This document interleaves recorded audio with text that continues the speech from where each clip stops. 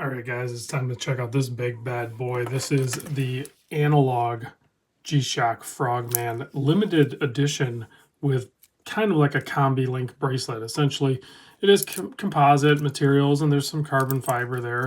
And then there's some metal in there as well. So this one is called the gwf-a1000xc and then -1a.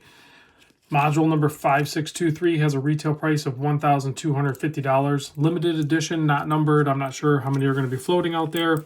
And I believe they're already starting to kind of dry up. You're definitely not going to find hardly any deals on them. So if you do find them, actually, I think you can still even get it snapshot in time.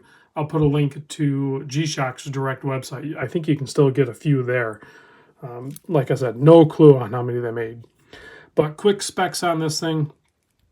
I just measured basically from here to here, excluding basically the crown guards and crown. And it width is 47.8 millimeter, and then total width is 52. Lug to lug, so basically from here to here is like 56. And then if you capture, which I almost never do this, but if you capture all the way from here to here, it's like 66. It's a big watch, no doubt about it. 17.5 millimeter thick, does have a sapphire domed crystal on there with AR coating, and sized for my wrist, 7¼ inch wrist approximately. Weighs in at 132 grams, so pretty light for how much real estate, how much mass this thing takes up. It's actually pretty light. It does have a monocoque design case. I believe it is, yeah, it says carbon monocoque, so it is some sort of resin, carbon, whatever. Monocoque design case, super heavy duty and robust. It's going to last you many lifetimes, I'm sure, as far as durability. It's going to hold up to whatever you're going to do to it. Yeah, it might get scratched up, but G-Shocks look cool scratched up.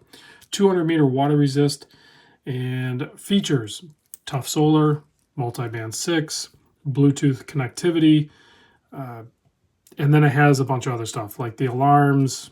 I mean, we can cover a few things, but I don't want to get too in-depth with messing with it, because reality is most people are going to do this, right? You're going to unscrew the crown. Actually has a nice little pop to it.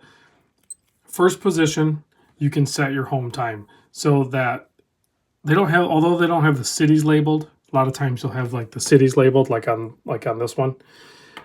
They're probably in the same format because that's like a standard thing. And you can just go forward. Actually, the first position, excuse me, I'm wrong. The first position is setting up your dual time. So you can go forward and backward, and that's going to set up your second time zone right there on this subdial. Let's zoom in. So as you can see, if I go forward, it goes forward 1 hour. If I go backward, it goes back 1 hour, okay? So the second position all the way out sets your home time.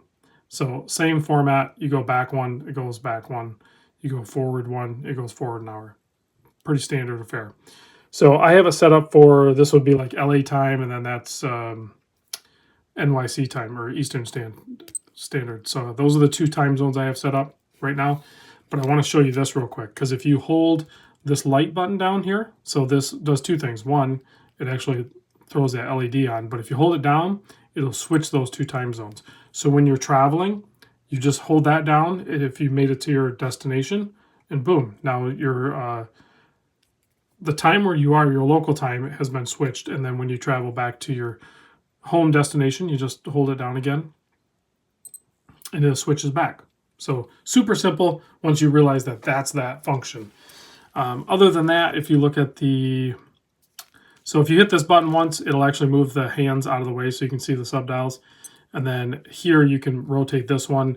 I'm not 100% sure what that one does, but the next one is a stopwatch. So stopwatch zeroes that out so you can use that as a counter, and then you start your stopwatch with this button, and then you stop it and reset it with that button. Hopefully you're following this. Countdown timer, the same thing. I love this function on the G-Shock analogs, because when you hit the button, it actually goes backwards. But it's still keeping time. All behind the scenes, it's still keeping time. And then your countdown timer is held here. It's set for a 10-minute countdown.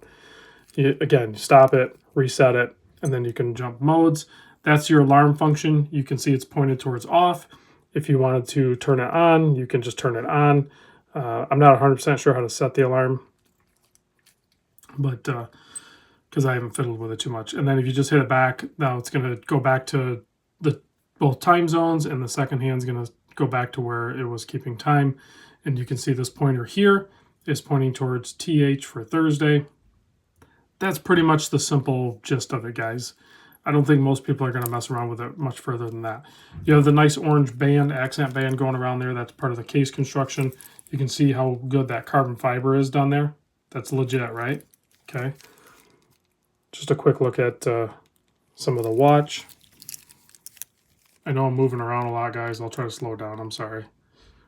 So magnetic resistant, part number, a bunch of gibberish on there that no one really cares about, FCC stuff, all that good stuff. Now, because it is a monocoque case, if anything needed to be done to this, they're going to have to go from the top side.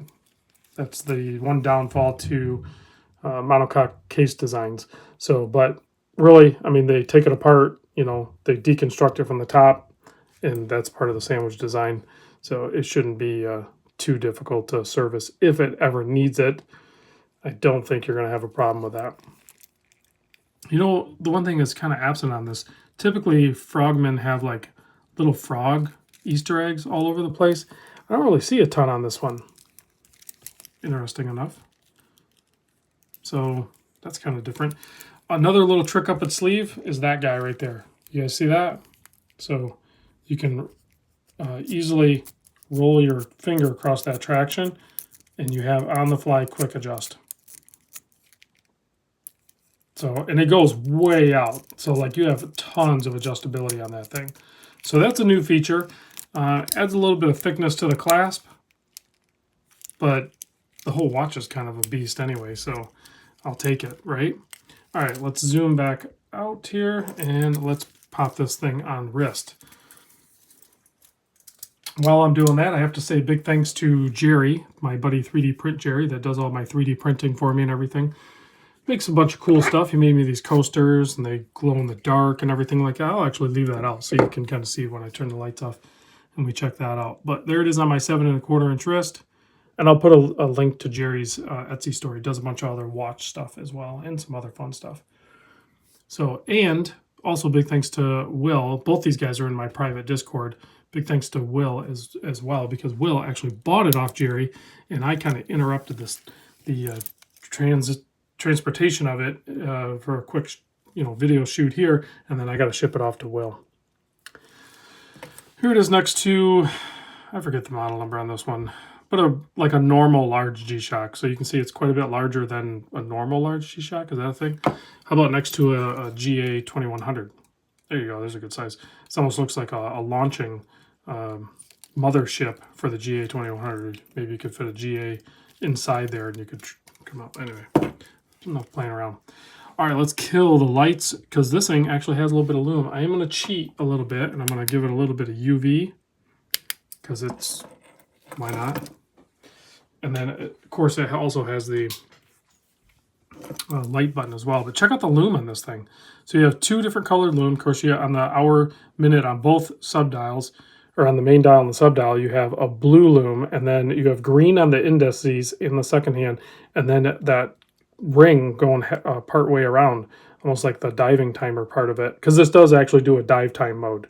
So that's probably why that's there. But if you hit the light button, it lights up everything.